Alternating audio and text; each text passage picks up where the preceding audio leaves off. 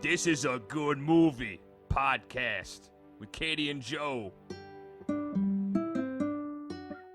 Hello, everybody. Welcome to This is a Good Movie podcast with me, your host, Joe Bates, and my other host, Katie Hetledge. That's my other host, and my wife. I'm excited to talk about the movie today, but in case you don't know what the podcast is about, it's basically Katie and I get each other to watch a movie the other one's never seen that we saw when we were younger. And You could have seen it anytime.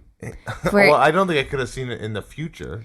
No, but like I was going to show you Theater Camp because I saw it in theaters and you didn't see it in theaters, and I loved it so much, and I was like, this is a really, really good movie. But then you watched it on your own. Yeah, well, I will say, I wasn't able to show it to you for the podcast. Not to steal from Mitch Hedberg, but you were younger then. Okay. Well, okay, whatever. Continue on. Yeah. So it should be fun. It should be a good episode. I'm excited for it. And I'm always excited to talk to my wife, even though she's going through a sickness at the moment that I gave her. I just have a little cold. So if I sound different, if I sound like, I don't know, really sexy. Yeah. People sometimes say when they have colds, they're like, oh my, like, because their throat hurts and stuff. Have you noticed the new celebrity fad diet where you get a cold and sound sexy and it's nothing to do with dieting? Yeah, why would you call it a diet?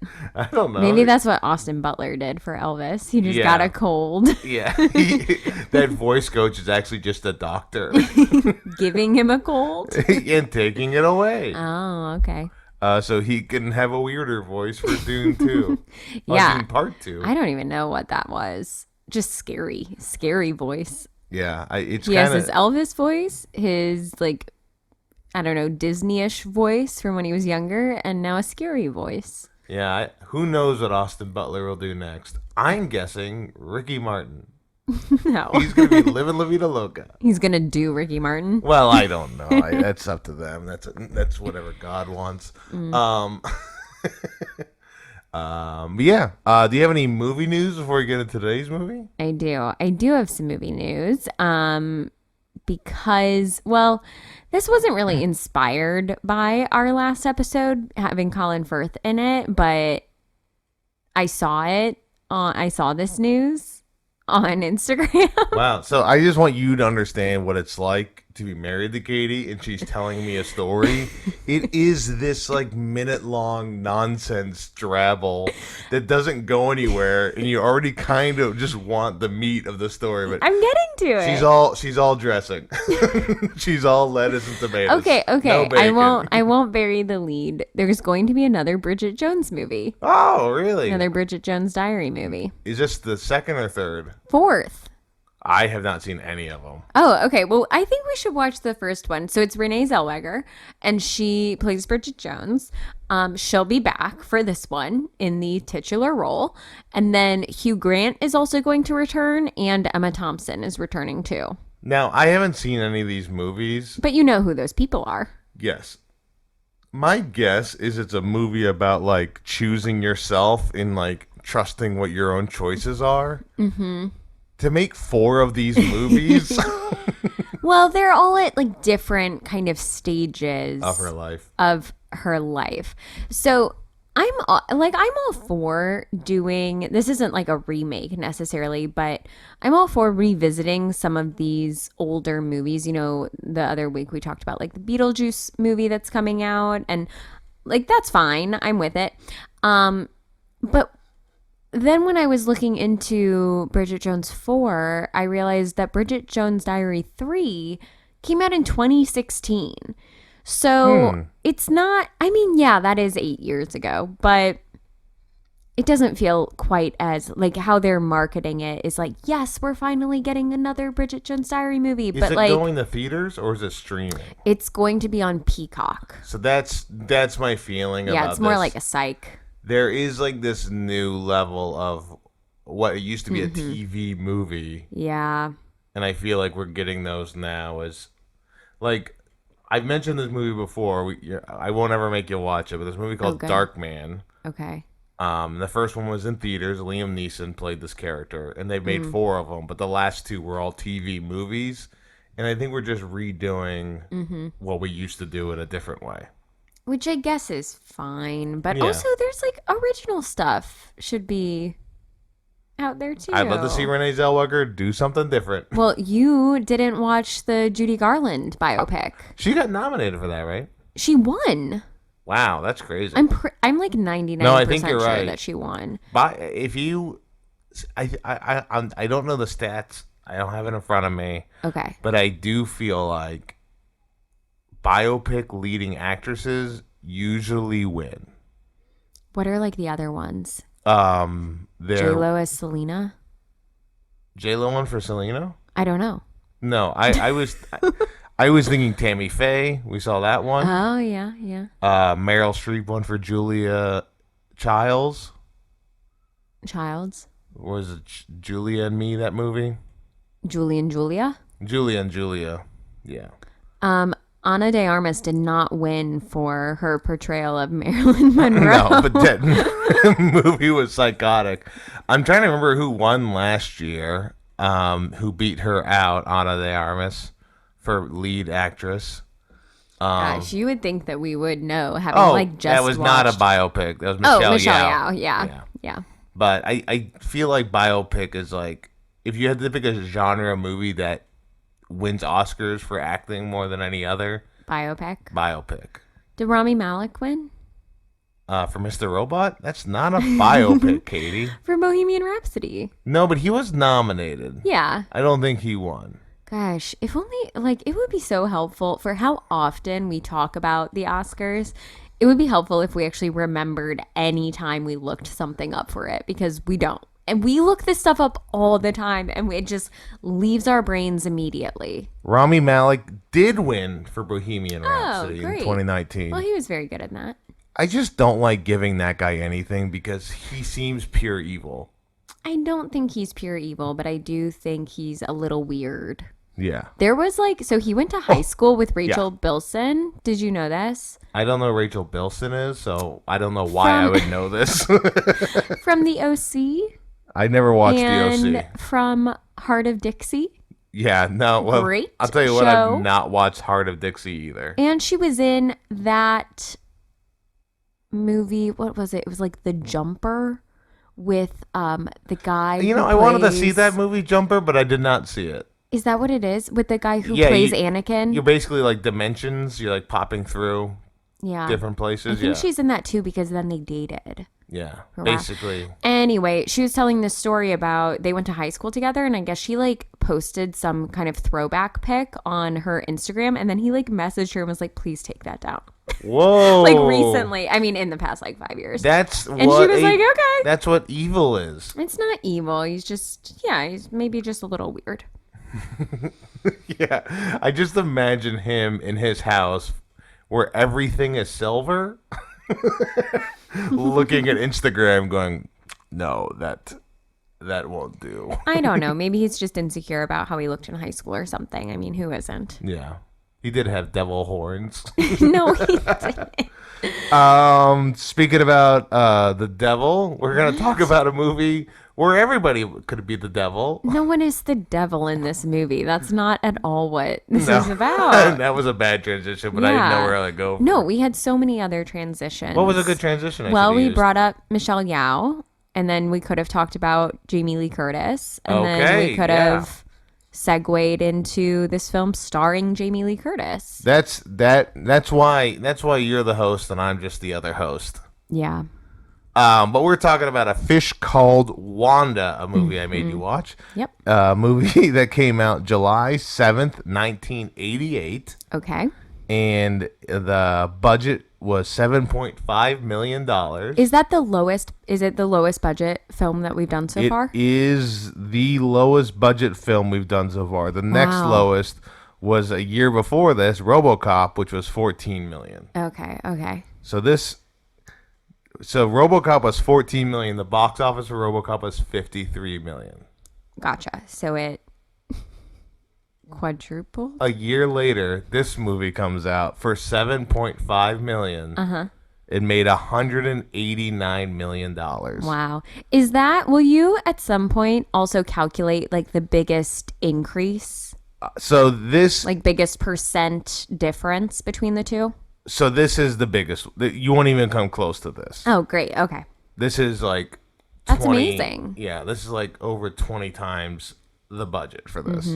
Our biggest like gain in box office was Rogue One, which was 265, made $1 billion. Wow. So that made a lot of money, but we're never gonna reach whatever this is unless we do like Blair Witch Project or something like that. Yeah, which we won't. We might. No. That movie did scare me. Okay, so we're talking about a Fish Called Wanda, Katie. I feel like the plot is interesting. There's just a lot of twists and turns, but I think sometimes we talk about the stuff in chronological order, and I think for this we should kind of do it by character studies. There are quite a few characters in this. It's pretty much all character actors. It's a film of just character actors, which I like. Yeah, which is I nice. usually appreciate, yeah. Before we get into that, this movie was nominated for 3 Oscars. Okay. And it won an Oscar. What do you think this movie won an Oscar for, since we were talking about Oscars earlier? I have no idea.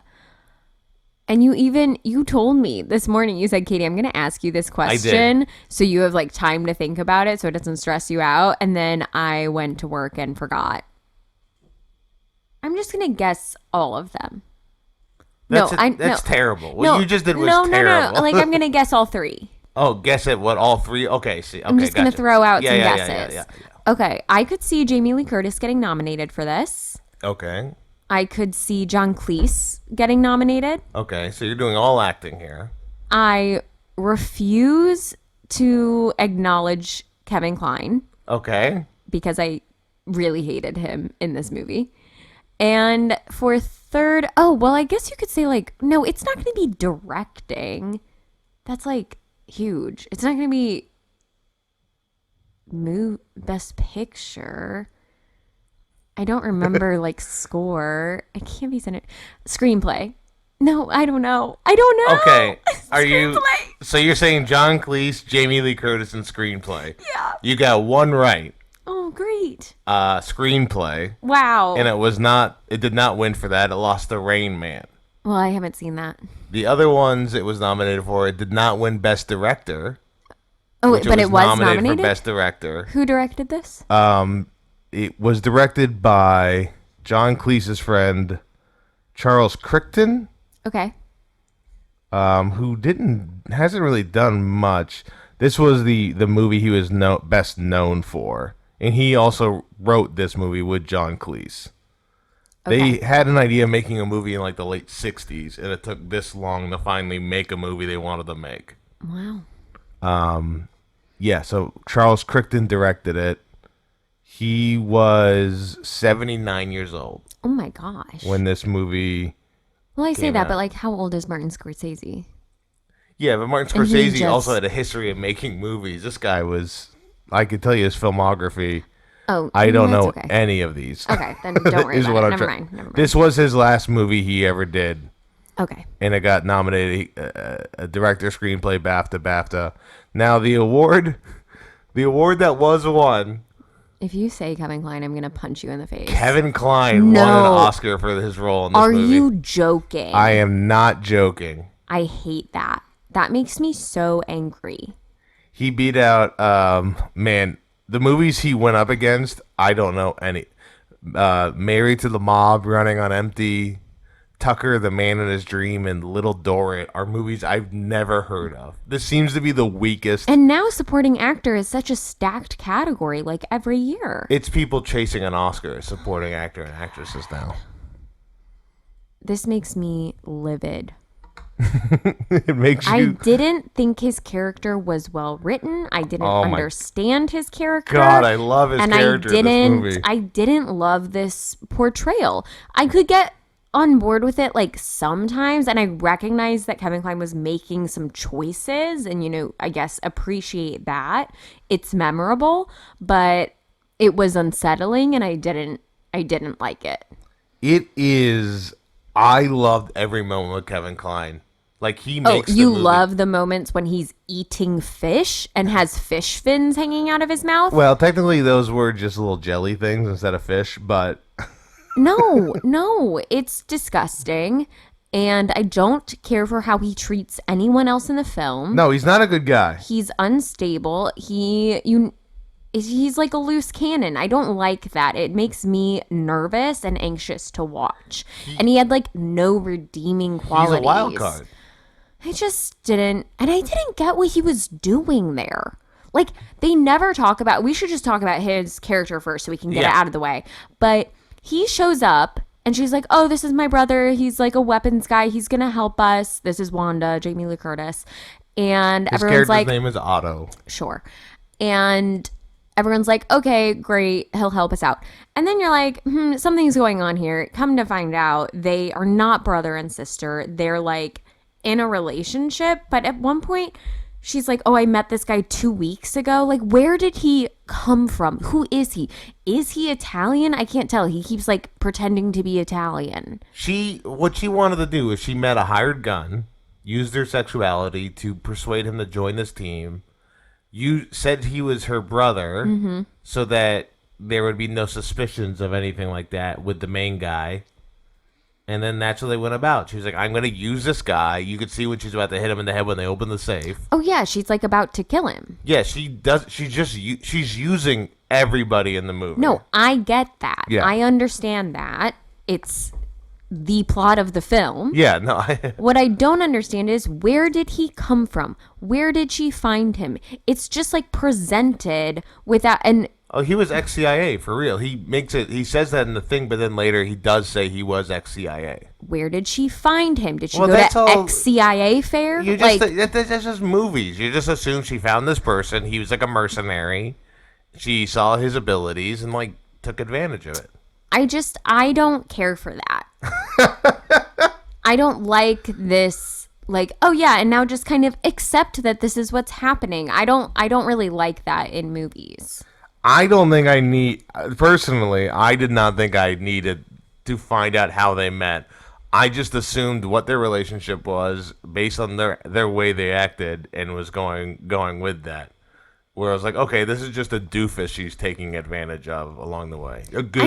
I just think at some point it like doesn't really make sense for her to still keep working with him. Maybe that's what I'm getting at, is like, for someone that she met 2 weeks ago and doesn't care about and is like using, then she keeps him around for a really long time when it doesn't really seem like she needs him. Honestly, he keeps just getting in the way and making things worse. And I'm like, cut him loose. You don't care about him. You were going to kill him. We don't need him here anymore.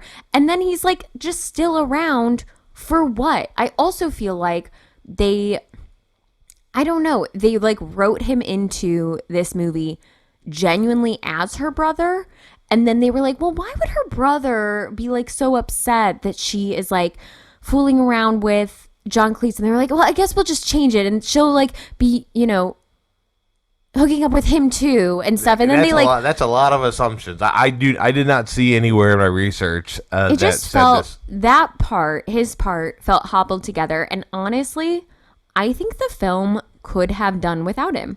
I think you could have still had this He's movie. the only one that won an Oscar in the movie. I am prepared to cut him out. And here's the thing. I like Kevin Kline. Yeah, he's great in this movie. No. We watched that Dave movie. Yeah, Dave was very good in Dave. Like him there. I like him in a lot of other things.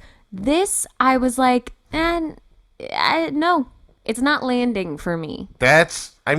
I get it because I do feel like you struggle with Agents of Chaos. Yes. I feel like that is, you're like, well, you're not doing anything or adding anything. You're just making everything harder. I hate you. Yeah. Now, I don't know why you don't like people like that.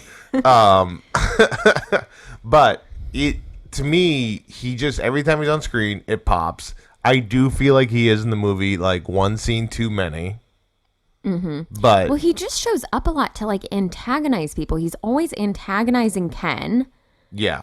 The guy who is like the main bad guy's helper. Yeah, there's friend. a reason the American guy is a dumb brute that is just constantly like forcing his way into situations. Yeah, I guess that tracks.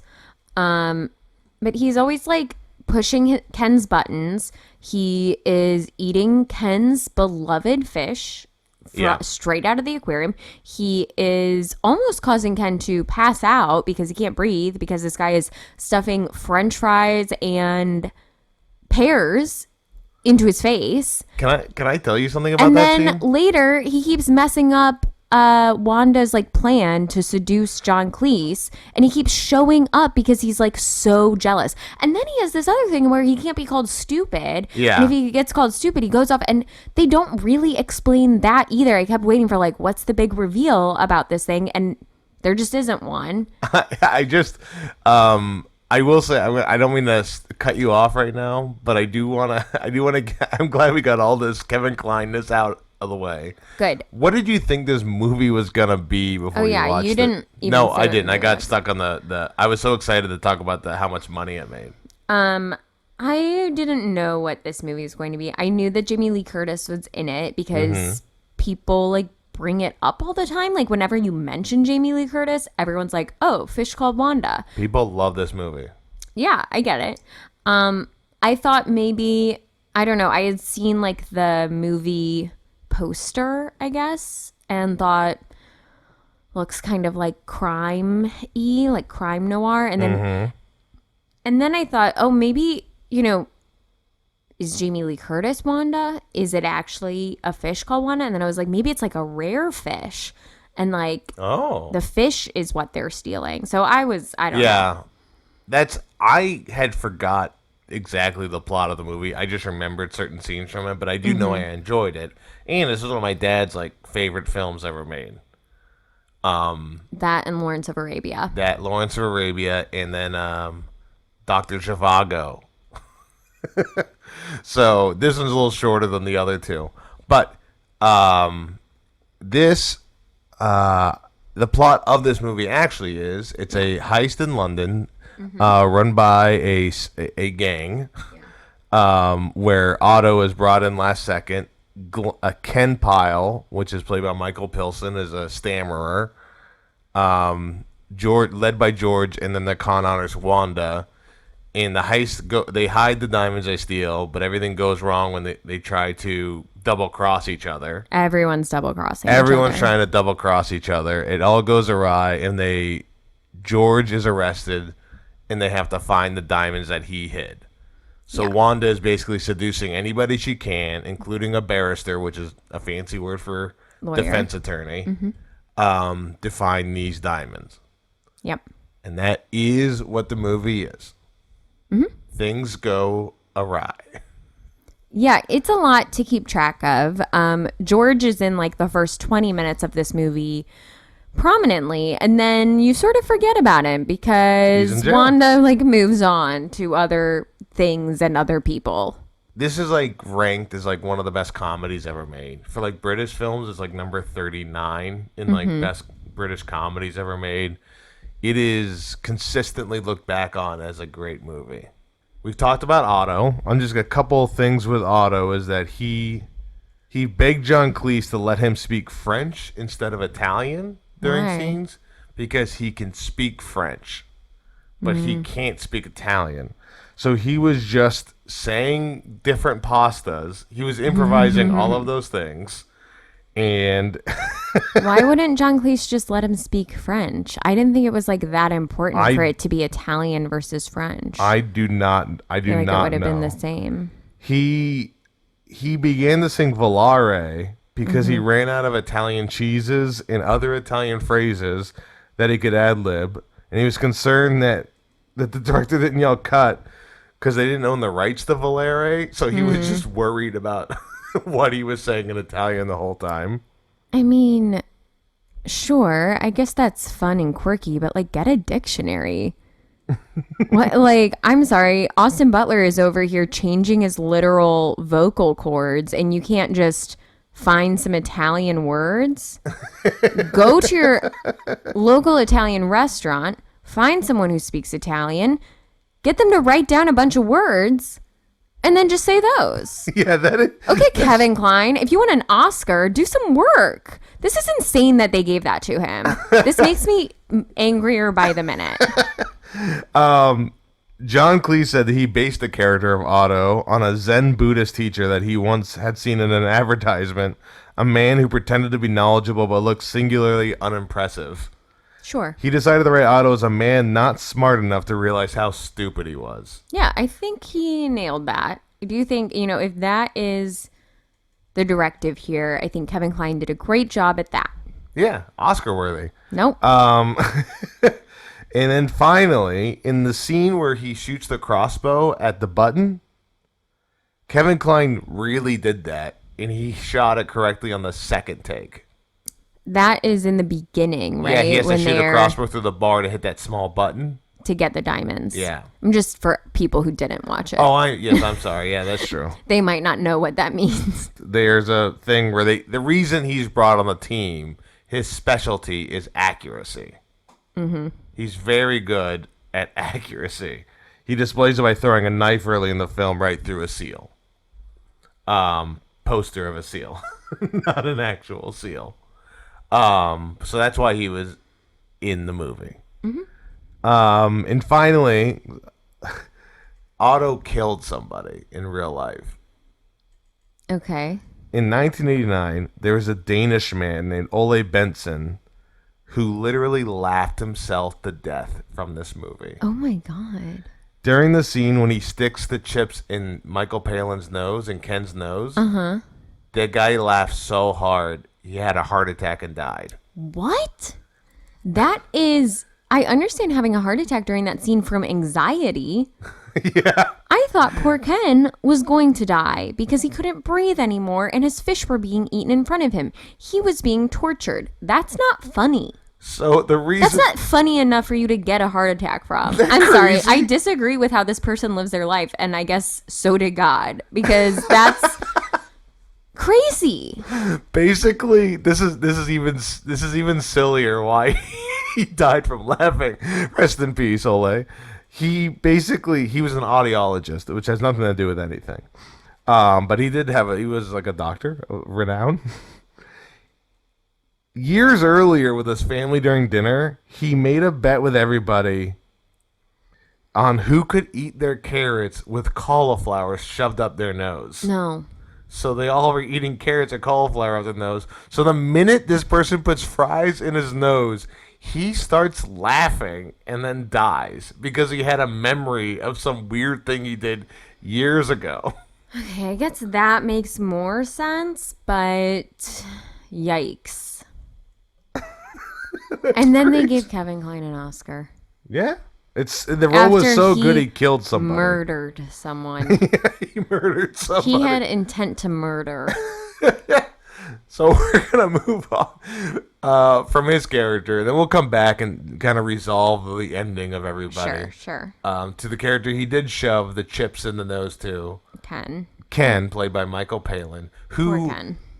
In his diaries is written he hates this movie. He hates the script of this movie. He thought it was bad and trash. Why? He just didn't like it. He didn't think it was funny. Oh, that's too bad. I quite liked, there was like a scene with him and John Cleese, and I thought that was very funny. He plays an animal lover who works with them as part of their gang, and he takes care of some fish. Yes. And he also has a stutter. Yeah. I think he is very good in this movie. I thought so too. His dad had a stutter, so he pulled a lot from that for his character. Yeah, he did a good job with that. He's kind of just like, going along, helping them out. I don't really understand like why he's involved with this group. He just has like the B story the whole movie. Yeah. And then they sort of just use him a lot. Like George is kind of using him to supposedly hide the key in his aquarium. Yeah. The key to where the diamonds are. He's like sending him out to try and murder this old lady who was crossing the street when they were driving away from the heist, and they almost ran her over. And she saw George. And so because she like picked him out in a lineup later and is going to testify in court, George is like, hey, Ken, go kill her. And I don't think he really like was going to, but then what happened? Otto, baby. Otto came in and like was Agent of taunting Chaos. him about it. And so then, He bet him a pound. yeah. So then Ken has to go try and murder this old lady. And she has 3 tiny Yorkies. Yeah, so this One by one, they all die. they've really built him up as an animal lover who loves animals. It's so sad. And he does seem in the beginning of the movie like he's the moral center of the one good person in the movie. Yeah. And then he just isn't. Like he's just killing dog after dog after dog accidentally. And what is he? The first dog he kills, he basically gets another dog. That's not the first dog. That's the first dog. No, it's not. The second, there's the van is the second killing. When he runs them over with a car, that's the second one. And the third one is him shooting the gun at the heavy thing above. He said he trains a attack dog to go kill the lady because he stole some of her underwear to get the scent. Yeah. Dog goes out, scratches him up, and then goes and kills one of the dogs. Mm-hmm. The second one, he's like, he dresses up like a Rastafarian for no reason, and then tries to run the lady over. Instead, squishes a dog. It's awful. And thirdly, he has a sniper rifle. And instead of shooting the lady, he tries to shoot a heavy object being held by a rope to fall on her.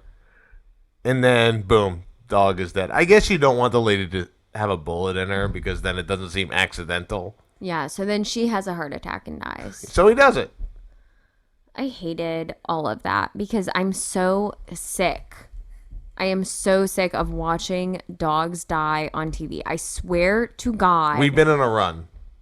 Why are they putting it in like every show right now and in every movie? Yeah, it's crazy. Even ones where dogs aren't the main. Listen, if you're talking about like Old Yeller or something, Marley and Me, I get it. I get that the dog is dying there. That's kind of the whole point. But if in a movie like this, they could have been guinea pigs. They could have been lizards. I don't care, but it needs to stop being dogs. Enough people have dogs, and we are not collectively, we are not in a good mental state as a society right now. I mean, so maybe stop killing our dogs and making us watch it. To be fair, this movie was made in 1988 when we were all in the right state to have a dog killed in a I don't movie. know. I wasn't alive, but I I was. think we just need to be done with that. Let's just table that as a plot point and never come back to it. Okay. Katie has been fully upset. We did just start watching Fallout on Amazon Prime, and they showed a dog in the second episode. I was like, oh man, we gotta stop seeing dogs. I feel like now it's like, and you made me watch in that one, with Royal Tenenbaums? No, right, exactly. They died there too. They No, replaced it what was immediately. the one with Justin Theroux that we haven't watched yet? The The Leftovers. Leftovers. First episode. Yeah. I feel like now they're like, oh, dogs died. This is an edgy show. Hope you get that. We get it. We get it from everything else that happened. You don't have to kill a dog. Well, those are two. Well, these are all very different time spans of things when they came out. So I think it's just been a trope to kill a dog without having to kill a human to get the same kind of Well, emotional we need to response. stop. We need to stop it. Is this the platform you're going to run on? Yes. I think literally next time that there is a strike, SGA, WGA, listen up. Next time there's a strike, can you put this in there? No more dead dogs. Can you put that in the More terms? dead dogs. We'll give up our AI rights. We'll let computers take over. No more dead dogs. I'm just saying, in Kingsman, they were like, we don't really want to show children dying, even though, like, logically, with how this plays out, some probably would. But we don't need to show that to people. And did it take away from the reality of it, of people's heads exploding? No. Didn't care at all. So maybe let's stop killing dogs, too. Well, that movie, they do make you think they killed a dog. I mean, what are you talking about? I don't know. It's a bad I forgot example. about that too. God. whatever movie we watch next, can we just like ensure that there are no dogs even in it? Okay, we'll make sure we watch a dogless movie or TV show God, next. what has my life come to that now I can't even watch a movie with a dog because 90% of the time we know what's about to happen with it. Well, from now on, we're just watching Great British Bake Off and Physical 100. Great. No dogs in those at all. Although Great British Bake Off could do a fake out where someone's like, I had a dog. And you're like, ah, fuck. Okay, that was crazy. The whole season, they talk about how they love to bake for their dog, and they make it like dog treats. God. And then at the end, when they show, usually show how all the bakers are like friends now and go to visit each other, they just at the very end, they're like in memoriam of like Frisco, setting a little carrot cake in a dog tomb. I'd lose it. I would absolutely lose it. I don't know why I said tomb. I don't know why that dog has a tomb and not just a gravestone. The tomb of the unknown dog. Don't even suggest that. So I hope the next movie we watch isn't either Dog with Channing Tatum or... No. Okay, do you have anything else to say about Ken? Yeah. There was a response to his character. Okay. And in response to that response, Michael Palin opened the Center for Stammering, which treats, still to this day, is a speech therapy center. What do you mean? All you said was there was a response to his character. That's the most vague sentence I've ever heard. Well, that's how vague it is that I've seen on it. There was like some positive response, some negative response. But out of this movie, he has opened up a center for stammering. Okay. Which helps... It does speech therapy for people with a stutter and everything, and it still runs to this day. That's impressive. The Michael Palin Center for Stammering. Well, then he can't be too mad about this movie. It got him into humanitarian work. Well, it makes sense because his dad also had it, so he's probably going through that. How do you feel? Do you want to talk about the end at this point, or you want to wait? Because he plays a pretty so big role. Otto and Ken have been at odds this whole movie. Mm-hmm. Ken did not like Otto from the very beginning. At one point, Otto's like coming on to him, pretending like he's gay, and like for what? Because he didn't want Ken to know that Otto and Wanda were together. Yeah. So he did that so that there would be no way he could assume. No, I guess. Which is just great choices by Otto. But yeah, so they have their back and forth. In the end of the movie, in the big climax of the scene where Otto is trying to steal the money, get on the plane, and he's upset with everybody because of a character we're going to talk about next, gets stuck in cement. Yep, he gets stuck in wet cement at the airport. And Ken slowly, not as slow, but close enough to the Austin Powers steamroller scene, slowly takes a steamroller over him and does not kill him. I thought he was going to be dead, so I was surprised when he showed up at the very end. But originally Otto was supposed to die, but the test audiences loved that character so much that they added the scene in the show that he didn't die. Was everyone on drugs? I don't know why you don't enjoy it. The character was great. He's such an asshole. He's such a bad person, but he's fun because he's so stupid. No, I just disagree. And I like I like everyone else in this movie. And they're not good people. No, they're not. Nobody's and they're a good also person. Chaotic, but he just takes it a step too far. Now, when Ken was on the steamroller and was heading towards Otto, I was like, okay, he's going slow. Eventually this is going to fizzle out. He's not going to do it. And then I remembered that Otto ate his fish in front of him. All of them. He picked all of this guy's beloved fish out of the aquarium one by one. Even Wanda. And ate them alive in front of him. And that made my blood boil. I mean, it killed Ole. I mean, ugh. So then I was like, okay, Ken, do what you got to do. Like, I mean, I'm not a proponent of killing people, but you're not a proponent of steamroller murder. No, I'm not. Katie's platform. I'm just like, I understand the writing for this character. Katie's platform stands for two things: no more dead dogs, and it's not okay to kill someone with a steamroller unless there's very specific circumstances. If they ate your pet in front of you, ate your pet alive in front of you, then like that person is not okay. Yeah, you get to steamroll them. You can steamroll them one time. That is this movie. This is a weird little thing. This is one of 2 movies released in 1988 in which the main villain is run over by a steamroller and survives. What was the other one? Who Framed Roger Rabbit? Oh, sure, yeah. What a weird year for movies. Yeah, so that's Otto, that's Ken. Now we're gonna move on to the barrister, Okay. the I guess co-lead of this movie, even though he doesn't show up for like 20 minutes into it. John Cleese, playing Archie Leach. Now, I like John Cleese a lot, Yeah, generally. not the way he talks nowadays. He's like very anti-woke. Well, I don't like that. I just like Monty Python and Yeah, Monty Python's great. yeah. This is disappointing to find out. He's just old. He's just a very old man with stupid ideas. Well, okay. But anyway, so you like John Cleese. Typically in Yeah. in movies. Your feelings toward John Cleese at a younger age were one of joy and understanding that comedy is very good. I used to like when I would see him in a movie. Yeah, no, it's okay to say you liked him. No one cares about all that stuff. Okay. At first I didn't like his character in this. Yeah.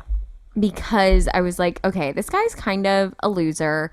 I don't like how easily seduced he is by Wanda. His He's family like, is shit. But then, yeah, over time you do learn his family really sucks. That's not really an excuse, but towards the end he gets like sillier, Yes. but also more competent somehow.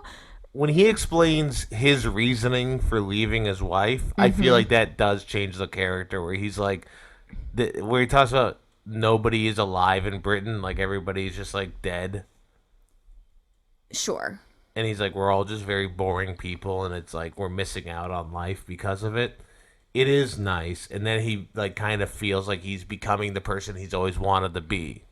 Yeah. Well, at first I was like, this guy is just, she's so easily using him, and it's so obvious that she's using him.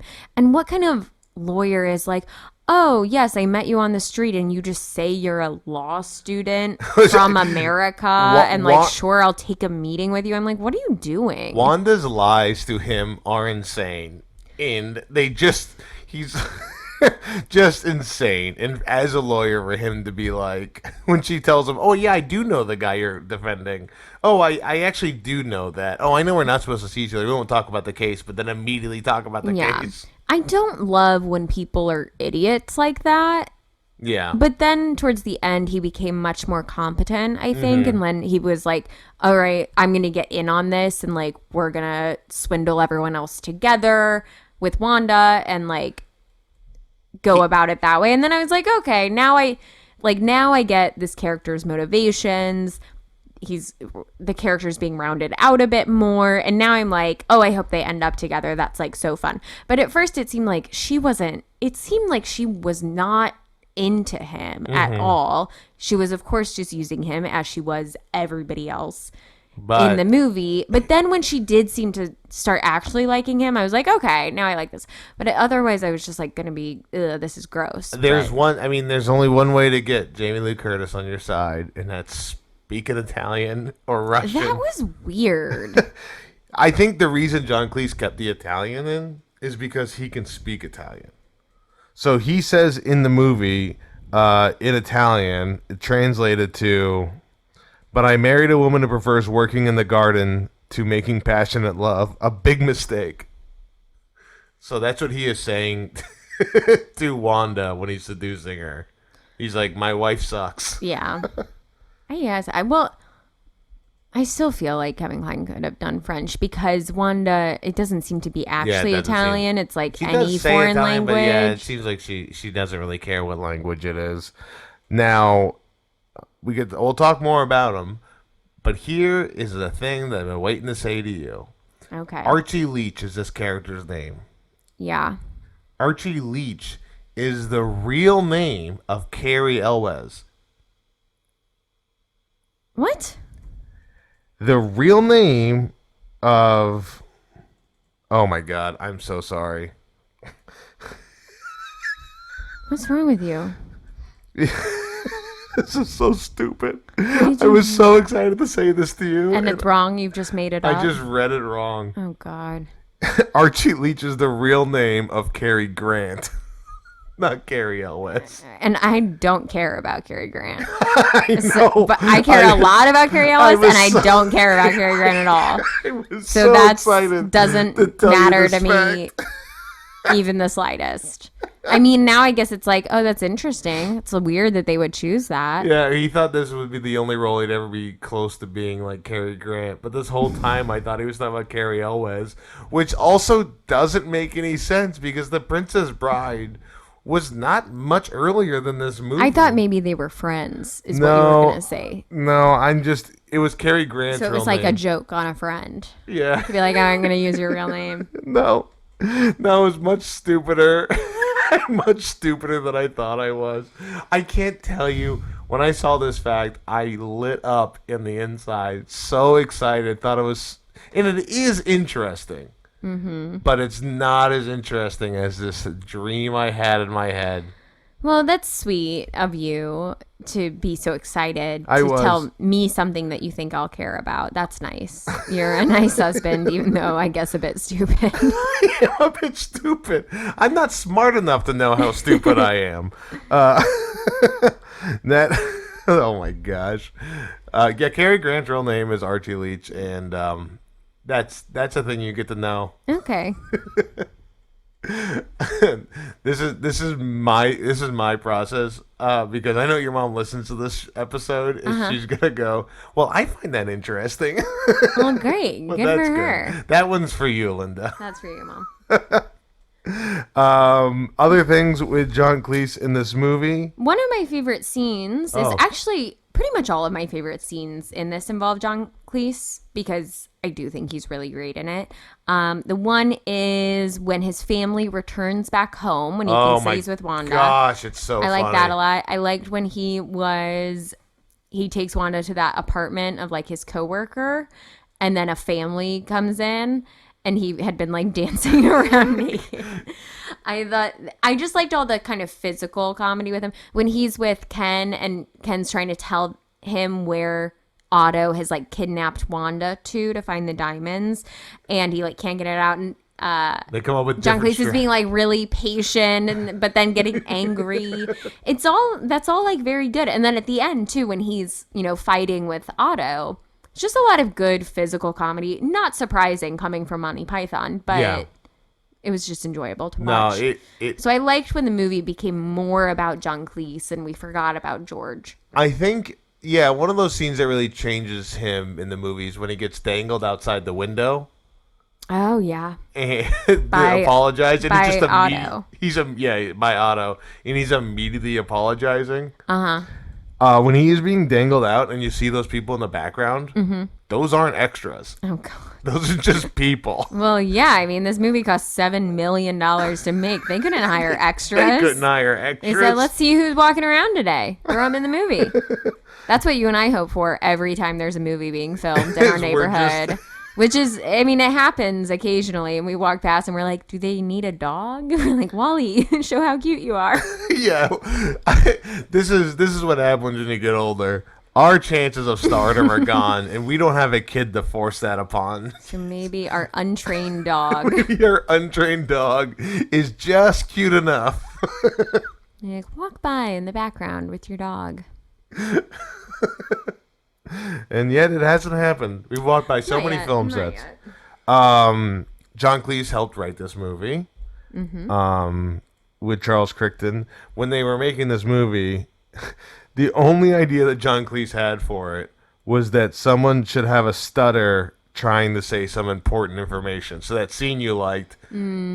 That's like the premise That's of like the the film. premise Yeah. of the whole movie. Okay. Whereas Charles Crichton's initial idea is the other build of the thing was he'd like to see someone get run over by a steamroller. I mean, those are two big Those parts. two scenes are what they Yeah. built the whole movie off of. So Archie Leach, he leaves his wife. The scene you talked about where basically about to cheat on his wife with Wanda. Yeah, she shows up. She's hoping to get some information from him because he's, running George's defense. So she comes to his home and is like going to seduce him there. But then his wife and daughter had like gone out somewhere, and then they come back and surprise him. And so then Wanda is there. She loses her necklace, which is a big deal because it has the key in it. Mm-hmm. And then his wife takes it, but it just and Otto is also there, just trying to butt in. It is just a whirlwind of different people doing stupid things, trying to get out of a situation that yet somehow it all works. Yeah, normally those types of scenes I really hate because of the chaos, but this one was like, it didn't take it too far, or it didn't like draw it out for so long that it made me uncomfortable. I was like, okay, we're gonna move past this. It was it was chaotic. I love Kevin Kline, and I know you don't like Otto in that scene, but it felt like everybody was really playing up what their roles were really well. And then later, John Cleese tries to break in because his wife won't give him the necklace back. Yeah, but he needs to give the necklace to Wanda because she says she's not going to sleep with him until she gets her necklace back because she can't sleep with people she doesn't trust. He tries to break in, and during the break-in, Otto is there to apologize for hanging him out the window, sees a burglar, knocks him out. It's just like, I like this movie a lot. There's a lot of British comedy where it's just like a bunch of little actions keep dominoing until it's more and more and more until you just kind of like get to the end where everything is changed from what it was at the beginning. So we talk about Jamie Lee Curtis a bunch with other people because she is the center of the film. Yep. So we like to talk about a lady named Wanda. Oh, Wanda, she's nuts. I mean, at first I'm like, all right, good for you. You're getting what you want. And then I'm like, wow, we really have to like, your first instinct is just to hit on everyone, just flirt with them. You don't even want to try a different way. Survival strategies always work. I mean, yeah, I guess I'm like, okay, if this is what has worked for you throughout your whole career as a con artist, then like, I guess you're going to go with what works. But I think we could try some other things that don't involve you having to sleep with these awful men. But then also I'm like, well, maybe she likes doing that, so I can't judge it. Oh, you're not going to kink shame. No, it would be slut shaming. It's not a kink. I don't know. The Italian word thing seems like a kink. That would be. But that seems separate from. Okay, so she's trying to use her sexual relationships with these men. Your sections of shame, you're blocking them all off. Yes. So, I don't know. She's making her own choices. I just feel like it's probably sending not a great message. No, but to women this is the 80s. So, that's that. So it is people where they don't understand She has crazy messages. clothes in this movie. Did you notice that? She's like always dressed to the nines. And I'm like, okay, we haven't even seen where you live. Oh, I did not notice that. She always has like amazing outfits on. And I'm like, that's interesting. I don't know what amazing outfits are. I just see people wearing clothes. It's what she was wearing in this film. Yeah. She has like very like fashionable, stylish clothes on. Not your typical, I don't know. She's just dressed like another level elite. Above other people. Yeah. She is so good in this movie. I know maybe you don't like the way she went about things, but the way she goes about things, she does very well. Like, she's always seems charming. Like, the charisma shines through everything, where she is clearly, like, the worst enemy of anyone there. Mm-hmm. And by the end of the film, you still are cheering for her to get away with the money. She just seems a little lost to me. Well, she just needs that $12 million or what. And again, I know that it's a movie, so we don't always need this, but like, I would have appreciated a little more backstory. How did she get into the con business? And you know what? This is maybe you need Before a Fish Was Called Wanda, the prequel. I don't need a whole prequel, but I'm used to movies in, the early 2000s where you start off with a 10-minute scene of background. You start off with a young Wanda watching her dad be a con artist. Then you fast forward to present day. You're making That's a different how movie. Movies exist in my mind. Yeah, that's cookie cutter movie stuff now. That's like, it's just what all movies do. This is just like, you're in it, you figure out what's going on, and then that's the movie. I get that. I know you don't want that. You would like. I'm used to this style of film that gives you a bit of background. Yeah. So now when I watch movies that don't have it, I don't like that because my brain goes ding ding ding, where's the background? We don't have it. What's going on? You have to fill in the gaps. No, thank you. My brain just goes, oh, we're watching a movie, and then slowly shuts off. Great. That's how my brain works during a movie. It's like, oh my god, thank God I get the rest and not do basic math. Not during these. I have to take notes. It's like such a homework assignment. Yeah, I was fairly bad at homework. Who do you think is dumber, repressed British men or aggressive American men? Aggressive American men. I do like, because like John Cleese figures out what she's doing. Yeah, Otto kind of seems to be an idiot and is trusting True. her like the whole time. Yeah. But John Cleese is like, oh, you're doing double agent stuff. Like when in the courtroom scene at the end, he's like, oh, Wanda is fleeing this courtroom so that she can go get these diamonds. Like he starts putting everything together. Is putting it together. So Wanda, the one line I really like that Wanda says, I think she's like 2, maybe 3 times, where she explains to John Cleese what's going on or like what she's doing, and he goes, you can't tamper with the barrister or give me new evidence or get that stuff out of me. And she goes, everybody does it in America. Oh, yeah. She's like, I don't know, this court system's so confusing. What's gonna happen next? And he's like, well, he'll plead non guilty. And she's like, oh, really? I wouldn't have guessed that. Like, what?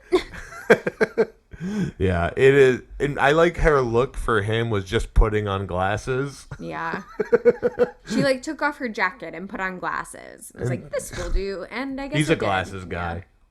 Yeah. She originally was skeptical. She was always the pick for this movie to be the lead actress. John Cleese saw her in another movie, said this is the person. I mean, I don't really know her in anything. I think the first time I saw Jamie Lee Curtis in something was Freaky Friday, where she's playing a mom. And then now I know about her from the Halloween movies, which I don't watch and never will. I've never seen the Halloween movies. And then we've got, Everything Everywhere All at Once. Yeah. She was initially skeptical when John Cleese called her to offer the role. She was convinced he wanted to meet her husband, who made the film This Is Spinal Tap, Christopher Guest. Oh. And they talked and he goes, I don't care about that. Come be in my movie. Cool. Yeah. So, who's your favorite character in the movie? My favorite character, I think, is Archie. Cary Grant. Yeah. All right. Any reasoning for it, or just? Well, initially I was going to go with Ken, but then it is upsetting to me that he did in fact kill all those dogs. Yeah, Archie doesn't kill anyone. And then he seems to be just a maniac at the end, killing the steamroller, barely killing the steamroller. So I can't go with him. I feel like of everyone, we actually get the most background around Archie. Yeah, because he talks about his kind of upbringing, and you his see a little bit of his background upbringing. before he meets everybody. You see him working in his office before you meet everyone. You get a sense of what's going on with his family, his awful, wife and daughter. Yeah. They're terrible. So I like that, and then I like what John Cleese did with the character. Well, you'll be happy to know there was some further information about this movie, about their future lives after the movie takes place. Like what we read at the end, or more beyond that? There's more to that. I liked the little ending cards when they. You love that though. That's like your favorite thing. I love that anytime it happens of like they went on to do this. Yeah. But I especially like this because it was complete nonsense. Yeah.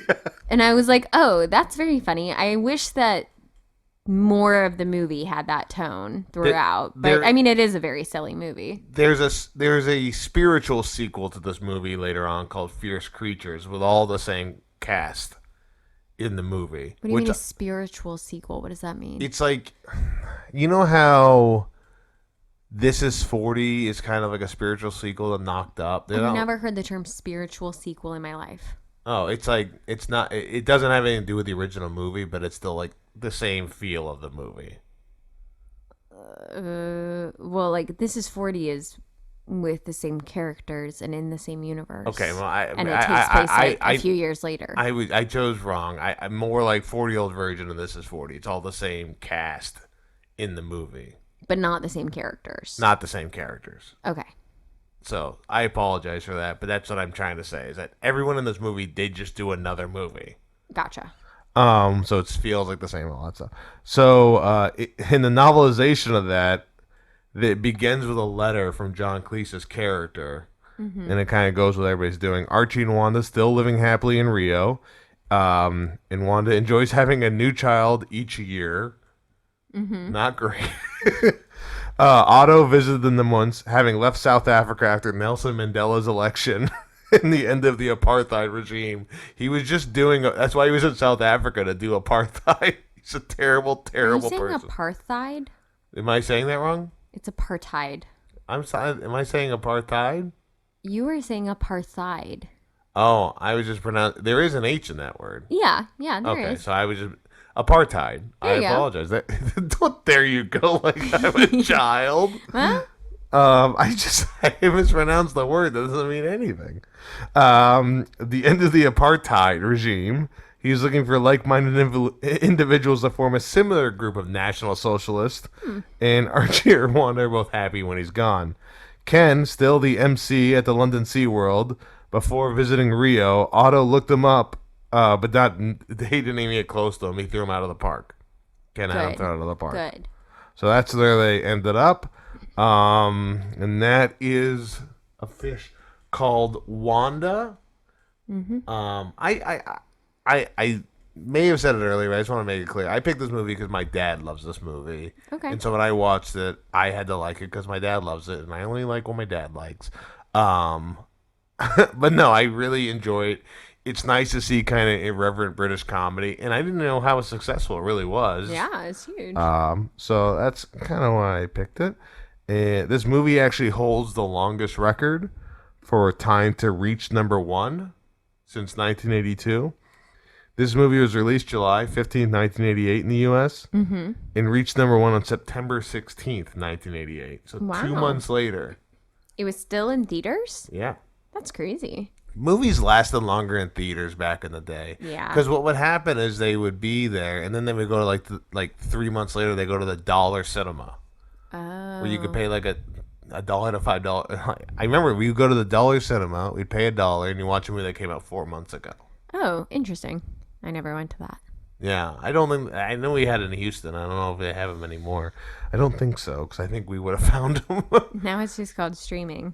Yeah, now it's just called the internet. But we used to not have the internet, Katie, back then. I know.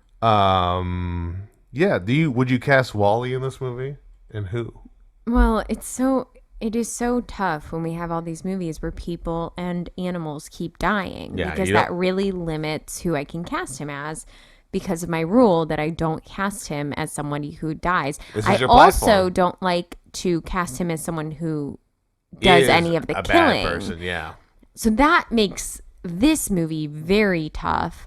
I think I'm going to cast him as the family that walks in on John Cleese dancing. I knew you were going to go there. And he'll just be the whole family. And I think we could dress him up in different costumes and just shoot it multiple times and then overlay each time. And I think that'll work. That scene, I was actually surprised to see how fit John Cleese was. His leg muscles are crazy. Yeah, it was really surprising. He doesn't look that fit when he has clothes on. You don't think he's a guy that kept himself together. But then he's got these like crazy calf muscles. That's from doing the Ministry of Silly Walks, I bet. Yeah, I guess. All right. Well, do you have a good, bad, normal take for this movie? I don't even know. A good take is that people should be allowed to talk about their feelings in England, because otherwise they might leave their families. What? Well, that's what John Cleese says. He's like, we're all repressed. Yeah. And then he leaves his family to go off with Wanda.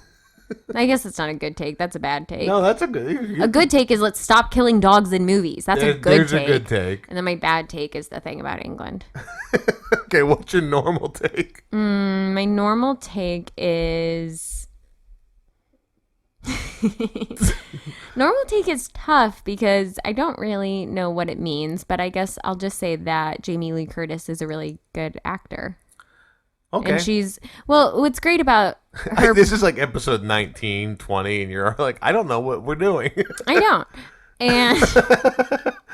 Absolutely not. This is a good take. It's like an agreeable for everybody take. This is a bad take. This is like my counter opinion to what everybody else would think about it. And normal take is just like a random take. Well, bad take is Kevin Kline shouldn't be in this movie then. Oh, that's terrible. And normal take, again, going back to what I said about Jamie Lee Curtis, is that she's very good. And what is great about her role in this movie is that she's like playing multiple characters, because Wanda has to be kind of different people, yeah, depending on what she's trying to do and who she's trying to do. So I thought she showed a lot of range. You know what's interesting? I just thought of. What? She really never needed to go after John Cleese. She would have got the diamonds otherwise. Like if she did nothing, she would have got the diamonds. Yeah, this is okay. So this is also what I'm saying is that like maybe we don't need to seduce everybody.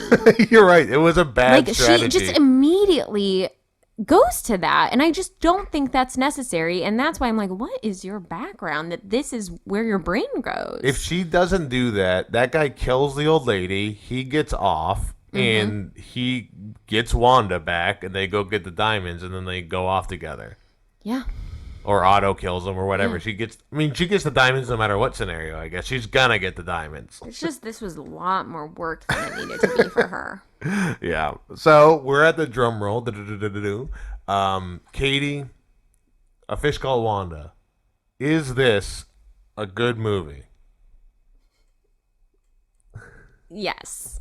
Yes? Yeah, Wow. I really it's didn't good. think you were gonna say this was a good movie. Well, it's a very frustrating movie for me, but I do think it's good, and I think it's a unique kind of comedy that we don't see a lot these days. So That is true. We don't see it a lot these days. Wow, Katie, I'm so happy you said that. This is Empire in 2016 said 35th best in 100 films, 27th and funniest films ever. Just a great film. Otto West, Kevin Kline's character, was an American Film Institute's 100 years, 100 heroes and villains, and he was one they brought up. And I know you love Otto, and that's what I'm taking away from this. no. Before we go, the next week, our next movie, Katie, what are we going to do? Next week, we're going to have our very first guest on the podcast. Special episode. Special episode with a special guest. It's so special. Should it be a surprise who the guest is? I don't think that it's going to be no, you can just say who it is. Oh, okay. It's our friend Isaac Lanford, Who officiated our wedding. who officiated our wedding. And Our special guests, we don't reach out too far for them. We keep them close to the vest. yep. We couldn't get anyone in our family to do it, so we reached out to the next best person, our officiant. He's going to be on the podcast, and we will be watching a film recommended by him to us that we have never seen before, which is... A Little Shop of Horrors. I think it's just Little Shop of Horrors. Well, it is a movie. Do you know where it's streaming? Did you look that up? I did not look that. I'll Because look it we up have to right tell now. people I'll look it up where to right watch now. it. I do know some of the music from this movie, Yeah, I know. but I haven't seen it. It is surprising you and haven't seen this. I haven't seen the stage play either. Stage play. It's a musical. I haven't seen the musical. Yeah, it is weird. I've not. So you haven't even seen the musical of it? No, I just kind of know some of the story and I know some of the songs, but I actually haven't ever seen it. Well, Katie, you'll be pleasantly surprised to know this. Do you have to rent it? You have to rent it. Oh my gosh. Okay. Swear the next movie after this one I am picking And I promise you all, this is my promise to you. What did you call them? The TGIA maniacs? Yeah. That works better when it's like written out. Yeah. This is Anyway. a good maniac podcast. I promise you, I will pick something that you do not have to rent. You do not have to go to the library to find it.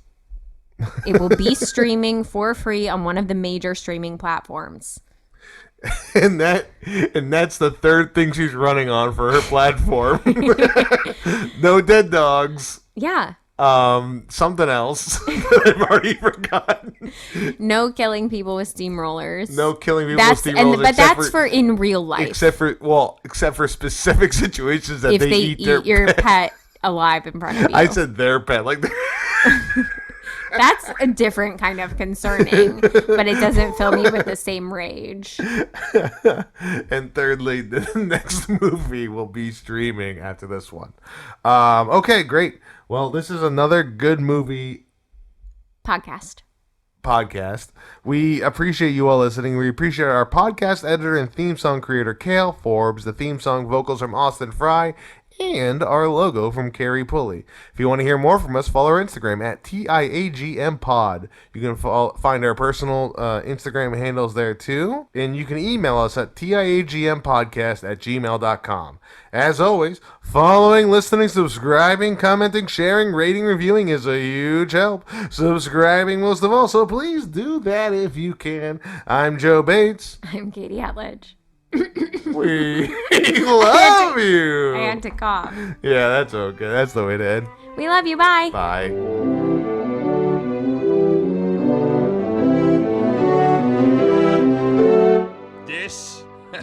This is a good movie podcast with Katie and Joe.